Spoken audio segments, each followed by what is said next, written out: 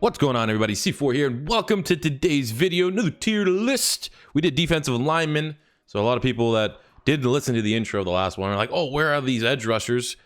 Last episode, D linemen. Today, top edge rushers. So this is going to be players that are 4-3 defensive ends, 3-4 outside linebackers. The guys, whose primary job is to affect the backfield. I think that's the best way to say it nowadays, because a lot of these guys that are like pro football focused darlings, guys that get tackles for loss, guys that also affect the run, need to be respected as well. So we have some of the best in the National Football League. There's a couple honorable mentions. So there's a couple dudes that we just left off, but in general, I think we got like 98% of the best edge rushers in the National Football Leagues. Now, for all of these videos, I like to set the parameters. I like to have an S and an F tier, so you guys kind of know where we are going with things. So for the S tier, I'll just get out of the way now. I'm going to put Von Miller there. Everyone knows I'm not a huge fan of Von Miller, but he is definitely an S tier edge rusher. A little bit of a down year last season for him. 14.5 sacks, 14 TFLs, 4 forced fumbles. But for the most part, I mean, for a guy that can rush the passer, that can affect the run, he is incredibly well-rounded. And then for an F tier, where is he? We are going to go, we'll just put LJ Collier here. Not only is he a rookie, he was a reach in the first round for the Seattle Seahawks. And for the most part, all of the rookies are going to find themselves into F tier just because, we got Clelin Ferrell of the Raiders. He'll go F tier. And, those actually only really the two we're going to talk about. So let's get into the rest of this list. First up, from the Carolina Panthers, we have Mario Addison, who last season 9 sacks, 11 tackles for loss. He's been consistent. He's not a game breaker. He's not a world beater. But again, understanding that S to F is for obviously the first round picks, but assumed good edge rushers. We're not just ranking every edge rusher. So I think Mario Addison is about middle of the park, a consistent guy that's going to be able to get you around double-digit sacks and tackles for loss for the last couple seasons. Going to have to step up big time now with no more Julius Peppers doing the thing over there. And I'm pretty sure they got Brian Burns. He could be an edge. Again, Brian Burns, you could put him, all the other first-round rookies, off the top of my head, I didn't put them in. Brian Burns could be chucked in here as well. Josh Allen from the Jags, he could be chucked in F tier. In general, we'll just have Collier and Ferrell represent the rookies of the bunch. So Collier, go C. And hopefully, a nice little tandem between him and Brian Burns for the Panthers. Next up, we have Derek Barnett of the Philadelphia Eagles. We'll just put him F tier for now. He looked like he was breaking out last season, and unfortunately, his season had to get shut down. Last year, in only 6 games, he had 2.5 sacks, 5 TFLs. So one could assume you could almost triple that, and those would be his final stats. And then we'd be talking about him probably C tier or something like that. But definitely very optimistic as a Philadelphia Eagle fan that when he gets back on and he's healthy, he can really, really start to take off. And him, along with Brandon Graham, could set the edge for one of the best, if not the best, defensive line in football. Next up, we have Derek Barnett. Derek Barnett's the guy that took over from him, that pretty much ate into his snaps last season. Now a new member of the New England Patriots, Michael Bennett. 9 sacks, 15 tackles for loss last season. I'm going to have to put Bennett in C tier. He's like a fringe C to B. I don't know why. I just think, honestly, he just jumps offside so much. It's like every game he'll give you one false start penalty. And he was really good with the Philadelphia Eagles last year. His stats, more so towards the end with the Seahawks, weren't amazing. So I think he's a very consistent edge rusher. A little bit of a head case in the locker room, but not too bad. I don't think there's a bad thing that was said about his time with the Philadelphia Eagles. Maybe I still hold that Las Vegas thing against him. That was not a good look at all. But we'll put him here C tier. Next up, we have Joey Bosa of the Chargers, and we're going to put Joey Bosa up into A tier. Only played in 7 games last year, 5.5 sacks, 7 TFLs, but when healthy, he's definitely, if you're putting like the top edge rushers under 25, Joey Bosa is definitely making that list. And if he gets in a full 16 games, he's a guy that'll be able to push for the sack title. But just because he was banged up last year, we're going to have him as a low A grade tier edge rusher.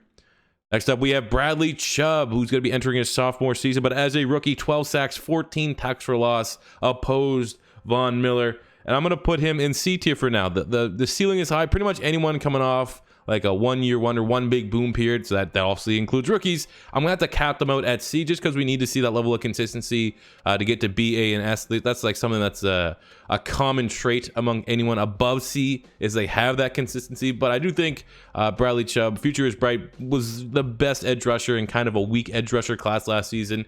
I wasn't so sure how he's gonna fit in a 3-4 scheme, but hey, prove me wrong. Him and Von Miller are a great tandem. Duo. Tandem makes sense. Tandems too? Yeah, it is. Works. Next up, we have Frank Clark, a new member of the Kansas City Chiefs. But last year with the Seahawks, 13 sacks, 16 TFLs, 3 forced fumbles. We're going to put him up here into B tier. He's been kind of underrated. You look at his stats last 2 years of the Seahawks. I mean, 2 years ago, sorry, it was good. But last year was really good. And, there are some concerns about he's going to be able to keep that level of consistency up for the massive contract that he just received. I don't know, but I think right now, yeah, he's B tier. Definitely put him in B tier. Next up, we have Jadeveon Clowney of the Houston Texans, and I'm going to put him in A for right now. I think he's a fringe A to B. He's more of that pro football focused guy. His sacks, I still think, should technically be higher, even though I know he just does everything, especially he's really solid against the run. Last season for the Texans, 9 sacks, 16 TFLs. He's a TFL machine. I don't know if it's like, it comes back to my Madden. I love just playing a 4-3 in Madden, but I just feel like Jadeveon Clowney, there's rumors that he might get traded. No one really knows if that's actually going to come to fruition or not, but he wants to get paid. I don't know if the Texans are going to. I just feel like he could take his game to the next level, being a 4-3 end than being a 3-4. Either way, I think I'd probably have him a fringe BA, somewhere in that territory, but we'll put him up into A. Put some respect on his name. We have Carlos Dunlap from the Cincinnati Bengals. Last season, 8 sacks, 8 TFLs, and he's the pass breakup machine. Getting off the edge, throwing his hands up. He's C. I think he's a C. He can go into B. He's somewhere between this, like middle to above middle of the park, elite. I don't know if I want to call him all elite. Middle to middle of the park. Great edge rushers in the National Football. His stats have just kind of started to slow down just a little bit these last couple seasons, but he still is really good. Go Gators. Next up, we have Trey Flowers, new member of the Detroit Lions, got paid an absurd contract to come over from the Patriots. I'm gonna put him C again. He's probably more of a B to a C. I'm just more so putting him actually honestly in C. I'm gonna hold his contract against him just a little bit. I feel like maybe that has no place in a tier list, but I feel like he's probably B, given the fact that his stats are good. He's a pro football focused darling, but no, you know what? We'll put him B. We'll put him B just because we gotta get guys that affect the run, guys that make other guys around them better, versus dudes that are like, we just throw back to Vic Beasley a couple years ago. Vic Beasley was a sack leader, could not stop the run, didn't really make anyone else anyone else around him better. So he's kind of one dimensional in that standpoint. But Trey Flowers was really good and a vital member of that Patriots team. Yeah, we'll put him B. I think B's fair. We'll put some respect on the guy that can also stop the running backs and help everyone else around him be a little bit better. We have D Ford, new member of the 49ers, formerly of the Kansas City Chiefs, and excluding the time he jumped offside, last year was amazing. 13 sacks, 13 TFLs, 7 forced fumbles. So I'm going to take D Ford, and I'm going to put him in B tier. More so because honestly, he's a B to A. I just think he's kind of one-dimensional when it comes to just being like a pure edge rusher. Man, his TFLs were good, 13 TFLs. What am I really saying? I just feel maybe the perception of him is that he's just a beast when he comes off that edge. He missed pretty much all of 2017. 2016 was actually, he was decent. That was kind of a little bit of a breakout year. I'm going to say that he's very much a candidate that if he can put up and maintain that level of production that he had in Kansas City with the Niners, come back, revise this week 8, he could definitely be A tier, because last year was huge, and I'll put him 1 tier ahead of the C. I said C tier is going to be these guys that had 1 year wonders. We'll put Ford up into B for right now. Next up, we have Dante Fowler of the LA Rams. I'm going to put him D tier. The former first-round pick. He only played in 8 games, 2 sacks, 4 TFLs, but he made a lot more plays that didn't necessarily show up on the box score for the Rams last season. They gave him a lot of money. They pretty much spent like all their free agency budget on retaining Dante Fowler, and that was why. So he's another one of these guys, man. You got to watch him actually play, and you can't just watch the box score to realize what he brings to that defense. I honestly thought if he was going to hit the open market, he was going to get a really big contract. I was kind of surprised with how all that contract came out, because the Rams are kind of tight budgeted. But hey, we'll put him in a D tier for now. Next up, we have Myles Garrett I'm going to put Myles Garrett in A tier. Last season, Myles Garrett brought in 13.5 sacks, 12 TFLs, 3 forced fumbles, one of the best young edge rushers in the game. An elite athlete, and I'm sure, again, he has a chance. I think if he starts out strong this year to work himself into S tier by season's end. We got Brandon Graham. I'm going to put Brandon Graham in B tier. He's pretty much like the Eagles version of Trey Flowers. Statistically speaking, he's never going to be amazing. 4 sacks, 9 TFLs. I actually thought he was not very great last season until really the end. He started to warm up in the second stretch of the season, but he's so good against against the run. He can affect the pass, the pressures that he's usually tops the league. He's a Pro Football Focus darling.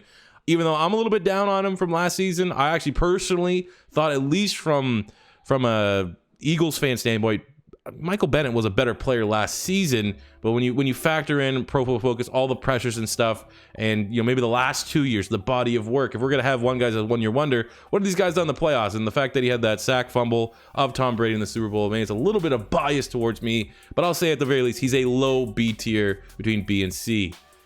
Going to next, great, Everson Griffen of the Minnesota Vikings. I'm gonna put Everson Griffen into C tier. A little bit of a down year last year, had some off the fields, but over the last 2 years, he's been very, very good for the Minnesota Vikings. 5.5 sacks, 5 TFLs in 10 games last season. You figure if he will play his full 16, probably been very close to double digits. But we'll put, he's a fringe C to D type guy. We have Jerry Hughes of the Buffalo Bills. I'm going to put him up into B tier. Graded out very well from Pro Football Focus. 7 sacks, 13 TFLs, 3 forced fumbles. Kind of underrated, I guess. Not enough people talk about him after he's kind of struggled as a first-round bust for the Indianapolis Colts.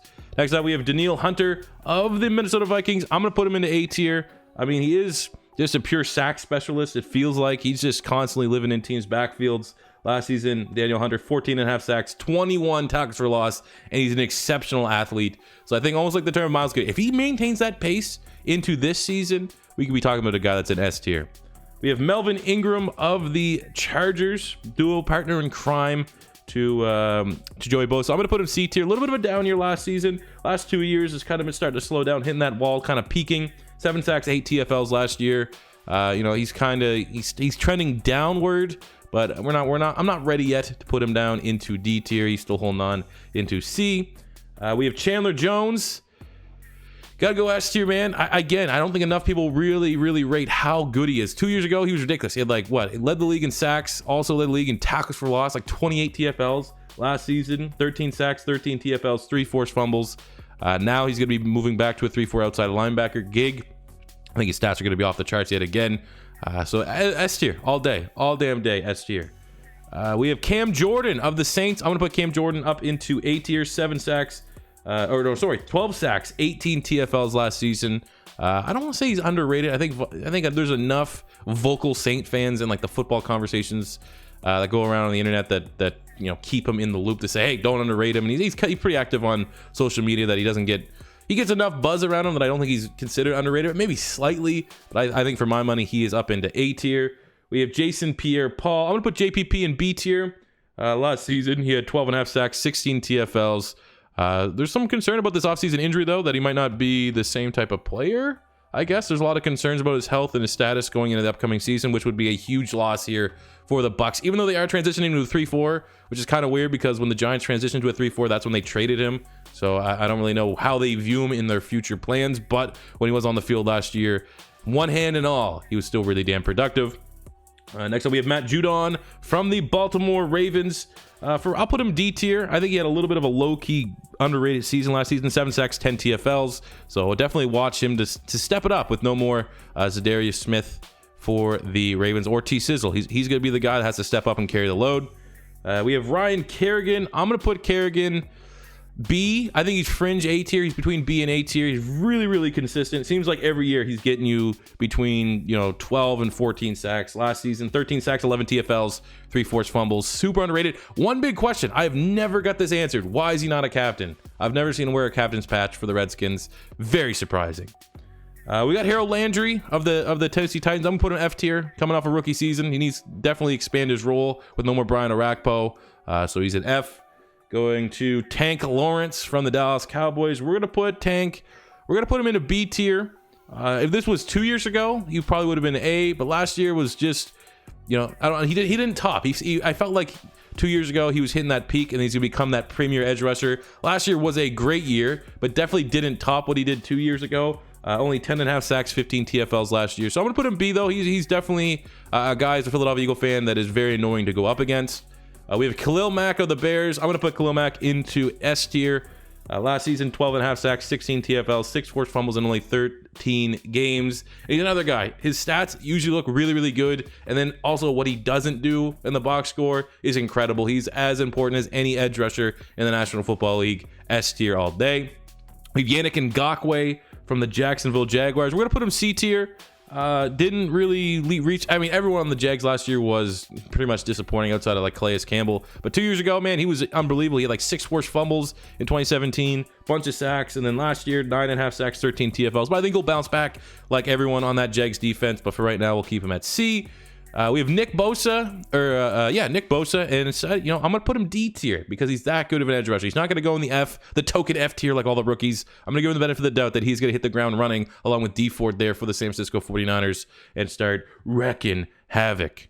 Terrell Suggs, new member of the Arizona Cardinals. I'm going to put him at C. He's always been really, really consistent up into his old age. As long as he's on the field for like a decent amount of snaps to get your stats up there, he is going to perform there. It seems like regardless of if he's 30, 27, 35, he's still going to get you 7 sacks, 13 TFLs at minimum. That's what he had last season. So, it's going to be interesting to see how him and Chandler Jones work there in Arizona. But it's a nice veteran pickup. We have Tack McKinley for the Atlanta Falcons. I'm going to put him D tier. Last season, 7 sacks, 7 TFLs. Got to get his mind right, but we need him to have a big season. And he definitely has overshadowed Vic Beasley to become that big-time edge rusher along with Grady Jarrett on that defensive line. We have TJ Watt of the Pittsburgh Steelers, and I'm going to put TJ Watt into B tier, definitely trending towards A. His season last year was ridiculous. He had 13 sacks, 12 tackles for loss, 6 forced fumbles. I still remember to this day when I was making a reaction video to the Pittsburgh Steelers drafting TJ Watt, I said it was like one of the best picks. Everyone in the comments that was a Steeler fan was hating that pick. I was like, man, he's really, really good. Now it's starting to pay dividends, and he's definitely one of the best 3-4 outside linebackers in the National Football League, especially young 3-4 outside linebackers. And then finishing up with Zadarius Smith. We're going to put him D tier. Got paid big money by the Green Bay Packers last season, 8.5 sacks, 10 TFLs. Still going to see a little bit more to bump him up into C, but he's definitely trending in the right direction. But that is a lot of money, I thought, from the Green Bay Packers to pay for a guy that kind of only really had one big year with a team that consistently has productive edge rushers regardless of who they are in the Baltimore Ravens. They're like one of those buyer beware teams. Anytime you buy a Baltimore Raven from defense, unless they're super, super proven, I'd be a little bit skeptical that the schemes help them out a little bit more, and you might not be able to get that same production, especially thinking about him in Green Bay. So there you go, guys. Those are my edge tiers. I'm sure there's going to be lots of discussions in the comment section below if you agree or disagree. Let me know. As always, your first time stopping by, don't be afraid to hit that subscribe button. And until next time, it's C4 saying peace out.